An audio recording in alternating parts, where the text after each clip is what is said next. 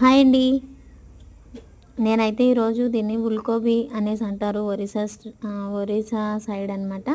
మన ఆంధ్ర సైడ్ ఏమంటారో నాకు తెలియదు. నేనైతే దీన్ని ఎప్పుడు చూడలేదు. ఫస్ట్ నేను వీడియోస్ తీసేటప్పుడు ఇది ఒరిస్సా స్టైల్లో ఉల్కోబీ అంటారంట. ఆ వీడియో వచ్చేసి 8Kనా 9K వ్యూస్ వచ్చినాయి.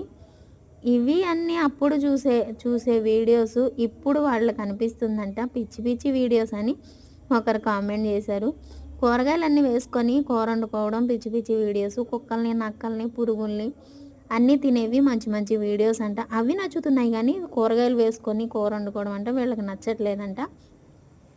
అలానే ఒరిస్సా సైడు ఏంటంటే కూరగాయలన్నీ వేసుకుంటారు. కూరగాయలు వేసుకోవడం వల్ల ఏమైనా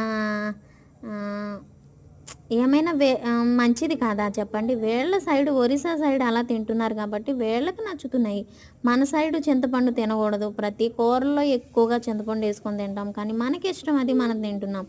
అలాగనేసి ఎవరి కూరలని ఎవరిని అంటే కొంచెం చిన్న చూపుగా చూడకూడదండి. కామెంట్ చేసిన వాళ్ళకి నేను ఒక్కటే చెప్తున్నా, వీళ్ళ సైడ్ ఉన్న వీళ్ళు తింటున్నారు, మన సైడ్ ఉన్నట్టుగా మనం తింటున్నాం. మన కూరలో వీళ్ళు తినరు, వీళ్ళ కూరలో మనం తినం. ఓకేనా? ప్లీజ్ ఎవరి కూరలని ఎవరు కూడా అంటే ఇటువంటి కూరలా పిచ్చి కూరలా అనుకోకండి. కూరగాయలన్నీ వేసుకొని తినడం చాలా మంచిది. అందుకేనేమో నేను చూస్తున్నా మన సైడు 45 ఏళ్ళకే అంటే సకానికి సగం వయసు వచ్చినప్పటికే చనిపోతున్నారు అన్నట్టు ఉంటుంది.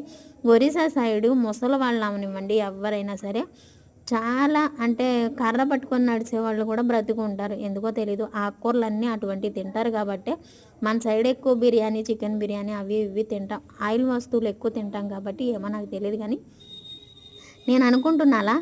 కానీ వీళ్ళ సైడ్ ఒరిస్సా సైడ్ తినే ఫుడ్డు వీళ్ళకి బాగుంటుంది. మన సైడ్ తినే ఫుడ్ మనకు బాగుంటుంది. తప్పుగా నేను ఎవరిని అనట్లేదు.